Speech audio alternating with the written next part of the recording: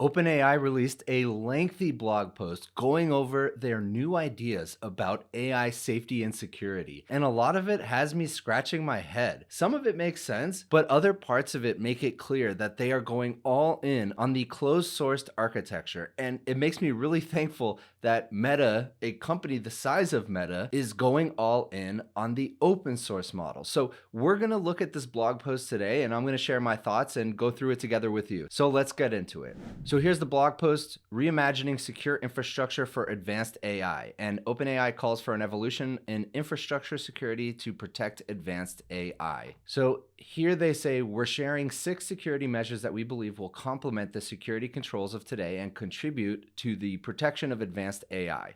Here they talk about their mission, that's fine. First, the threat model. AI is the most strategic and sought after technology of our time. It is pursued with vigor by sophisticated cyber threat actors with strategic aims. And then at OpenAI, we want to defend against it. Now, immediately, this is where I diverge from OpenAI's opinion on safety and security and really the entire approach to AI. Protecting model weights is an important priority for many AI developers. Model weights are the output of the model training process. So immediately they are saying protecting model weights, not open source, not open weights. So this is already very different from what I believe the future of artificial intelligence should look like. I am a big proponent of open source AI, but right at the very top of this blog post, they are already saying they don't believe that. And if you're not familiar with what model weights are, they're actually going to describe what they are in detail. So I'll get to that in a moment. Model training combines 3 essential ingredients: sophisticated algorithms, curated training datasets, and vast amounts of computing resources.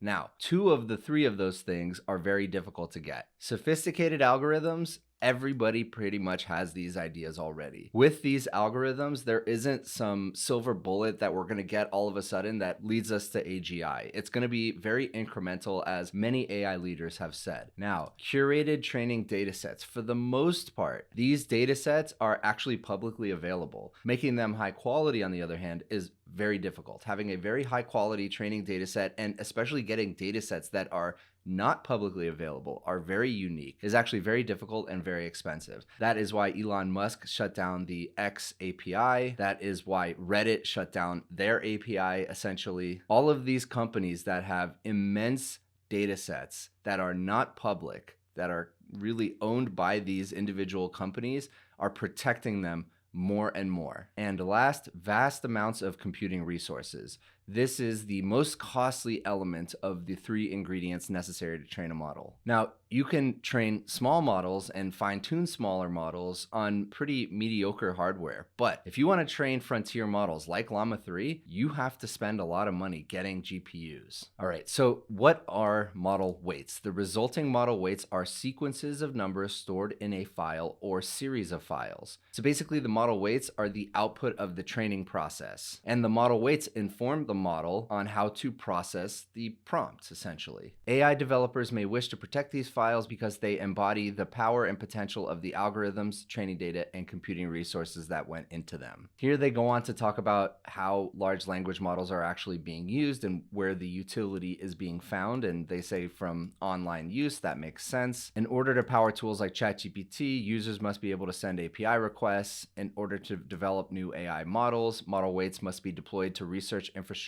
so researchers can perform model training. And they go on to say, while this enables the exploration of new scientific frontiers, research infrastructure and credentials that provide access to it also represent potential attack surface. This is true. Now, their conclusion from this fact is something I disagree with. They say, well, if that's a potential attack surface, we should just shut down the model weights. We should close it up and not allow other people to get access to it. And obviously, I've mentioned it already in this video and many other videos that I've made. I don't believe that. I think model weights should be freely accessible, and that is the way to harden the infrastructure. Model weights are merely files that must be decrypted and deployed in order to be used. And if the infrastructure and operations providing their availability are compromised, the model weights are liable to be stolen. Again, a big assumption that closed source is the way to go. Thanks to the sponsor of this video, Domo AI. If you're ready to take your creativity to the next level, Domo AI is for you. It is your ultimate AI companion for transforming ordinary content into extraordinary masterpieces. And Domo is more than just an AI tool, it is your gateway to a world of endless creativity right from Discord. With Domo AI, you can breathe life into your videos and images, turning them into captivating works of art. So let me just talk about a couple features that Domo has. So if you simply type /video, you can turn your videos into endless different styles, from mesmerizing anime aesthetics to vibrant 3D cartoons, and so much more. Then there's /move. So if you've ever wanted to make one of your characters dance or jump or walk around and interact with surroundings, this is the command for you. This uses Domo AI's motion capture technology, which will bring your characters to life like you've never seen. And then they have /gen, which allows you to create stunning images just from a simple text description. Then you can type /animate and take those static images, or really any image, and bring them to life in video, which will add movement, flair, and make it look really awesome. Domo AI has flexible subscription plans so you can find which one is right for you. And they also have standard and pro plans, which include unlimited credits. So check out Domo AI, join the Domo AI server today, and unlock your creativity. Join today and get 10% off with Domo AI. I'll drop all of the information in the description below. Now, back to the video. So here they start to describe their new thinking about the infrastructure and how to secure their infrastructure. And here's something that looks really nice on the surface, but if you think about it for more than 2 seconds, it's obvious what they're trying to do. Our security program has sought to manifest this principle via voluntary security commitments provided to the White House. Now, that sounds all well and good. They're voluntarily saying, hey, this is what we're going to do to secure our AI. However, they are likely also going to be pushing to make that the standard. And this is also known as regulatory capture. If their approach is the standard, and then you have to go through governmental approval to apply to the standard and to obey the standard, then all of a sudden small companies have a much bigger hurdle to deploy cutting edge artificial intelligence. And that makes competition much less for OpenAI. So in the spirit of shared work and shared responsibility that bonds all security teams, today we are sharing 6 security measures for advanced AI infrastructure. That's so nice that they're sharing the security measures, but not sharing the model weights. All right, so here are the 6. I'm not going to read them. We're going to go through them one by one in detail. First, trusted computing for AI accelerators. Emerging encryption and hardware security technology like confidential computing offer the promise of protecting model weights and inference data by extending trusted computing primitives beyond the CPU host and into AI accelerators themselves. And AI accelerators, they're really talking about GPUs for the most part, maybe LPUs in the future from Grok, but they're really just talking about GPUs right now. Extending cryptographic protection to the hardware layer has the potential to achieve the following properties. And this is really scary to me, and hopefully I'm misreading it, but I don't think I am.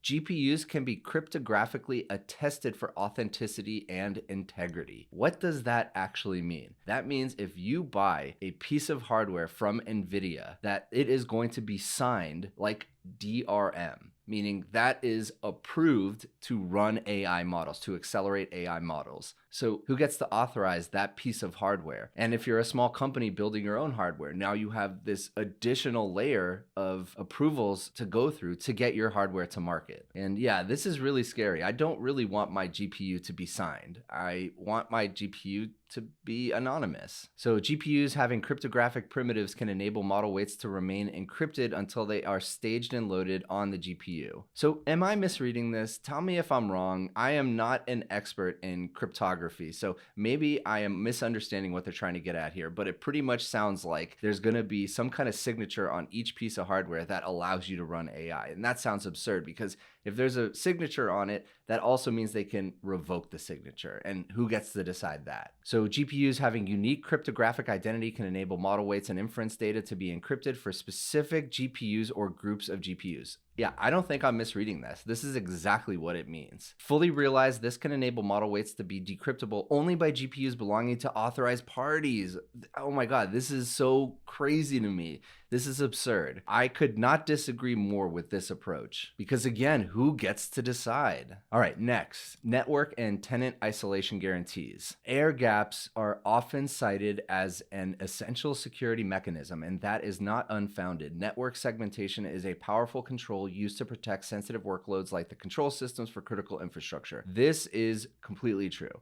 Air gaps is a practice that has been around for a long time. And that essentially means, let's say you have a laptop, it does not have a network connection, it does not have Bluetooth, it has no way to interact with the outside world. Or if it does, it can only interact with a certain set of computers. It's really cut off from the broader internet. So instead, we prioritize flexible network isolation that allows AI systems to work offline, separated from untrusted networks, including the internet. So I guess that's fine as long as it's optional. And I, of course, love the idea of AI systems being able to work offline. And so really what they're talking about is designing networks that are very isolated in nature, and that's fine for really sensitive workloads, but I don't believe models and model weights should be treated as extremely sensitive workloads. And here they go on again. This is all describing very closed source systems. For example, their architecture, so the networks that they're describing, must eliminate classes of vulnerabilities that could allow a threat actor with access to one tenant to compromise model weights stored in another tenant. Again, the model weights can't get out. All right, 3, innovation in operational and physical security for data centers. So operations and physical security measures for AI data centers are necessary to ensure resilience against insider threats that can compromise the confidentiality, integrity, and availability of the data center and its workloads. So technically, I agree. That's great. We should have security in the data centers. We should have confidentiality. We should be able to protect sensitive data. But again, it goes back to whether or not you believe model weights should be closed source or not. If they're open source, none of this security really matters because everybody's going to have access to it anyways. And here they go on to describe some common data center security measures. Next, AI-specific audit and compliance programs. Since AI developers need assurance that their intellectual property is protected when working with infrastructure providers, AI infrastructure must be audited for and compliant with applicable security standards. And so we have existing standards like SOC 2, ISO, IEC, and NIST families will still apply. We expect the list will grow to include AI-specific security and regulatory standards that address the unique challenges of securing AI systems. Now, again, I believe in securing systems, but not necessarily closed source model weights. Sorry, I keep repeating myself, but I can't stress that enough. Security is great. Model weights should be open. So next, AI for cyber defense. We believe AI will be transformative for cyber defense and has the potential to level the playing field between attackers and defenders. Defenders across the globe struggle to ingest and analyze signals needed to detect and respond to threats to their networks. Additionally, the resources required to build a sophisticated security program are significant, placing meaningful cyber defense out of reach for many. And I wonder who the many is that they're talking about. Probably the small companies that they are going to be competing with in the future. All of it really sounds like regulatory capture to me. And if you haven't seen this talk by Bill Gurley at the All In Summit about regulatory capture, I cannot emphasize enough how good this video is, this talk. It's 36 minutes and he goes through end to end an experience that he had and how that can extrapolate to the understanding of regulatory capture. So please watch this. Bill Gurley is a GOAT, and this talk is amazing. I'll drop a link to it in the description below. So AI presents an opportunity to enable cyber defenders and improve security. AI can be incorporated into security workflows to accelerate security engineers and reduce the toil in their work. Completely agree. I have no caveats to that. We should and we will be integrating AI into every layer of security. And then it's really about who is going to have the best AI model.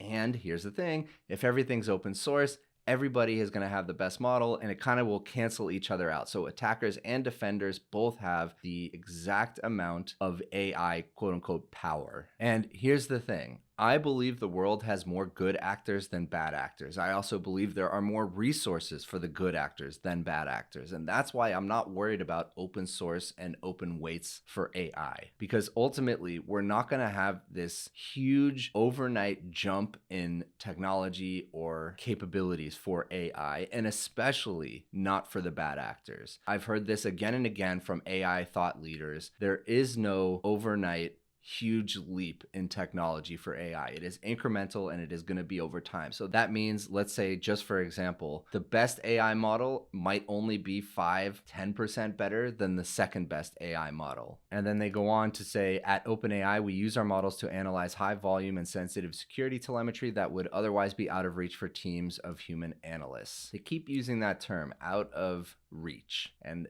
again, they're really setting themselves up to say, this is the standard, and if you don't have the resources to have this standard, maybe you shouldn't have AI. And that's absurd. All right, number 6, last, resilience, redundancy, and research. We need to test these measures and appreciate that these concepts are likely just the beginning. Continuous security research is required given the greenfield and swiftly evolving state of AI security. I agree with everything they said there. This includes research on how to circumvent the measures outlined above, as well as to close the gaps that will inevitably be revealed. Lastly, these controls must provide defense in depth. There are no flawless systems and there is no perfect security. Okay, so they're just talking about defense redundancy now, which, yeah, okay, I agree with. And so that's it. Those are their ideas on AI safety and security. And I want to know what you think. I am a staunch supporter of open weights, open source. I am super appreciative of the Meta AI team. Mark Zuckerberg, really, he's the decision maker at Meta, and his all-in attitude on open source is vastly needed, because if Meta weren't doing it, Google's certainly not doing it, and OpenAI is a proponent of completely closed source models, well, we would be in a very different state today if Llama did not exist. So again, very thankful to the Meta AI team and their positioning in the AI landscape. If you enjoyed this video, please consider giving a like and subscribe, and I'll see you in the next one.